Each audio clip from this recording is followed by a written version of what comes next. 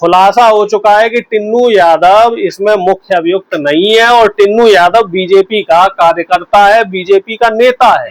तो अब इस बात को मीडिया नहीं दिखा रही है, मीडिया छुपा रही है। जो इसमें मुख्य अपराधी है उसके बारे में मीडिया चर्चा नहीं कर रही है। मुख्य अपराधी यही शर्मा दुबे तिवारी जो ट्रस्ट के ट्रस्टी है, और दूसरा चंपत राय।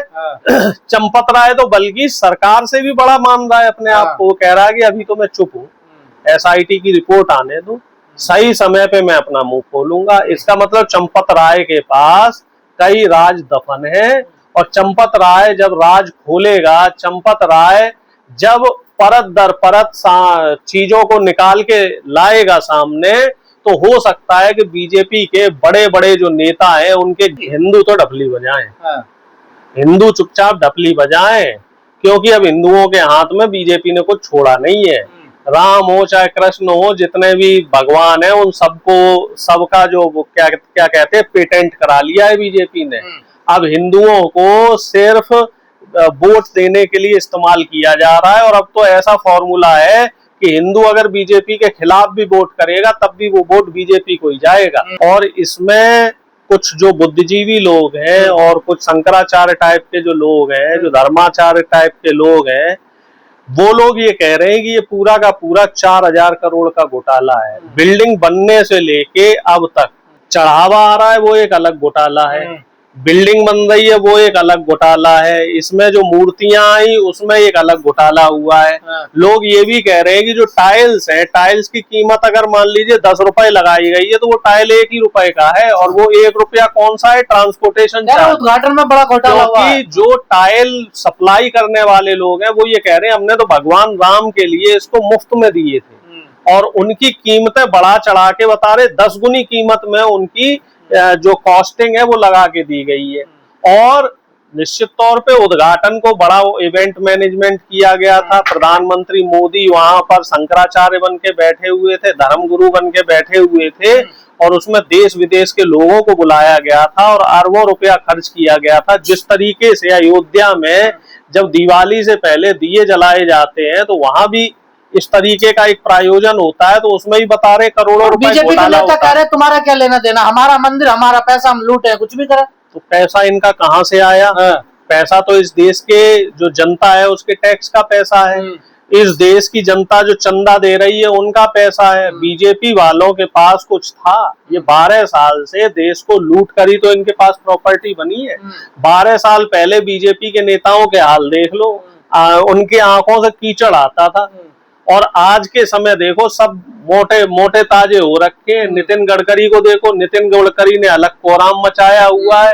प्रधानमंत्री मोदी वो अलग उनका मामला चल रहा है, अमित शाह जी का अलग मामला चल रहा है। तो सब अपनी अपनी ढपली और अपना अपना राग अलाप रहे हैं। लेना देना इसमें क्यों, और किसका लेना देना है? आप ये बताइए कि जो राम के नाम पे वोट मांग रहे थे और राम के नाम पे अब जो चंदा चोरी हुई है, तो उसमें साफ तौर पे सवाल तो होंगे। चोरी हुई है, लूट मची है, जो भी हुई है, डकैती हुई, लूट मची, हेरा फेरी हुई, भ्रष्टाचार हुआ, जो भी हुआ, जनता तो सवाल करेगी, विपक्ष तो सवाल करेगा, जिसने चंदा दिया है वो भी सवाल करेगा। विपक्ष के तमाम नेता, अखिलेश यादव हो, चाहे केजरीवाल हो, चाहे दिग्विजय सिंह जी हो, तमाम लोगों ने बोला कि भैया हमने जो चढ़ावा दिया है हमें तो आज तक उसकी रसीद नहीं मिली है, और अब चूंकि चंदा चोरी का ऐसा संगीन मामला आ रहा है तो हमें तो इसकी रसीद चाहिए, हमें तो इसका ब्यौरा चाहिए। जैन समाज के वो लोग अभी भी अपनी 210 ईंटों का जो चांदी की ईंट उन्होंने दी 4-5 करोड़ रुपए की, उसका हिसाब मांग रहे हैं। उनका कोई हिसाब नहीं दिया जा रहा है। भगवान का डर नहीं है इनको? भाई भगवान को बनाने वाले तो यही लोग हैं। इन्हीं लोगों ने तो भगवान का डर जनता को दिखाया है। नहीं तो हमें ये बताओ, भगवान कभी किसी का बुरा कर सकते हैं? और भगवान को कभी सोने चांदी और पैसों की जरूरत पड़ी है? वो एक ईश्वर जो पूरी सृष्टि को चला रहा है, वो ईश्वर जो सबको देता है, तो उसे पैसे की क्या जरूरत? राम राज में यही होगा। देखिए, ये राम राज तो नहीं हो सकता। ये राम के नाम राज है। हाँ। नहीं, ये राम के नाम पर जो अपनी दुकान चलाने वाले लोग हैं, ये उनका राज है। राम के नाम पर जो लोगों की आस्था के साथ खिलवाड़ कर रहे हैं, ये उनका राज है। राम राज या कोई भी भगवान हो, उनकी प्रेरणा लेके अगर कोई राज चलाया जाएगा तो वहां शांति होगी, भाईचारा होगा, प्रेम अमन होगा, ईमानदारी होगी, किसी भी तरह का भ्रष्टाचार या घूसखोरी नहीं होगी। लेकिन यहाँ राम मंदिर में जिस तरीके के घोटाले हुए हैं, राम मंदिर में जिस तरीके के भ्रष्टाचार के मामले सामने आ रहे हैं, और जैसे जैसे ये कहा जा रहा है कि अब ये अपराधी है, फिर निकल के आता है कि अब ये अपराधी है। जैसे पहले टिन्नू यादव को अपराधी बना दिया था, फिर टिन्नू यादव के अखिलेश यादव से कनेक्शन बता दिए थे, फिर देसी जो हमारा इंडियन मीडिया है उसने तो ये भी कह दिया था कि टिन्नू यादव ने अखिलेश यादव के इशारे पे भ्रष्टाचार किया। 900 बार कॉल करी है यार। और अब खुलासा हो चुका है कि टिन्नू यादव इसमें मुख्य अभियुक्त नहीं है और टिन्नू यादव बीजेपी का कार्यकर्ता है, बीजेपी का नेता है।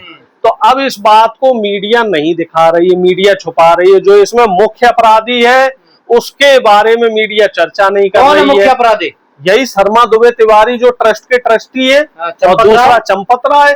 चंपत राय तो बल्कि सरकार से भी बड़ा मान रहा है अपने आप को। कह रहा है कि अभी तो मैं चुप हूँ, SIT की रिपोर्ट आने दो, सही समय पे मैं अपना मुंह खोलूंगा। इसका मतलब चंपत राय के पास कई राज दफन है, और चंपत राय जब राज खोलेगा, चंपत राय जब परत दर परत चीजों को निकाल के लाएगा सामने, तो हो सकता है कि बीजेपी के बड़े बड़े जो नेता हैं उनके गिरेबान भी पकड़े जाएं और बात वहां तक भी पहुंचे। मैं तो शुरू से कहता आ रहा हूं कि ये जो मामला है ये बहुत बड़ा मामला है। इसमें पीएमओ से लेके CMO तक के तार जुड़े हैं। हिंदू क्या करें? अब उनकी भावनाएं ठेस नहीं पहुंचेगी। हिंदू तो डफली बजाएं, हिंदू चुपचाप डफली बजाएं, क्योंकि अब हिंदुओं के हाथ में बीजेपी ने कुछ छोड़ा नहीं है। राम हो चाहे कृष्ण हो, जितने भी भगवान है उन सबका जो क्या कहते हैं पेटेंट करा लिया है बीजेपी ने। अब हिंदुओं को सिर्फ वोट देने के लिए इस्तेमाल किया जा रहा है। और अब तो ऐसा फॉर्मूला है कि हिंदू अगर बीजेपी के खिलाफ भी वोट करेगा तब भी वो वोट बीजेपी को ही जाएगा, क्योंकि SIR के जरिए वोटों में इतनी हेराफेरी की जा रही है और मशीनें वो अपना अलग खेल कर रही है। तमाम मंदिरों के खुलासे सामने आ रहे हैं कि अब पुजारी कोई जेब वाला कुर्ता पहन कर जाएगा। देखिए कितने मजे की बात है, यही सनातन धर्म है। अब इसमें एक मजे की बात और है कि आरोप लगाने वाले भी अब वो बीजेपी के ही नेता। सब पुजारी निकल के आ रहे हैं सर। अब वो मामला ऐसा आ रहा है कि उनको ये लग रहा है कि भैया ये तो यार बहुत लंबी लूट हो गई, ये तो 200 करोड़ की 500 करोड़ की लूट हो गई और हमें तो कुछ मिला नहीं। तो जिसे कुछ नहीं मिला वही आरोप लगा रहा है।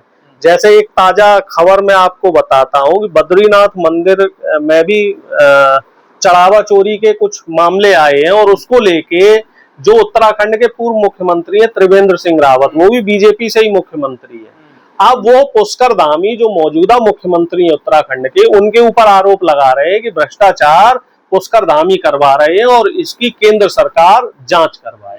क्यों खेल बीजेपी में अब ऐसा खेल चल रहा है कि वो आपस में ही नूरा कुश्ती हो रही है, आपस में ही एक दूसरे के ऊपर छींटाकशी हो रही है, क्योंकि अब ये जो खेल है ये बड़े लेवल का खेल हो गया है और इसमें रायता फैल चुका है। और रायता ये इतना ज्यादा अपराधियों को सजा मिलेगी?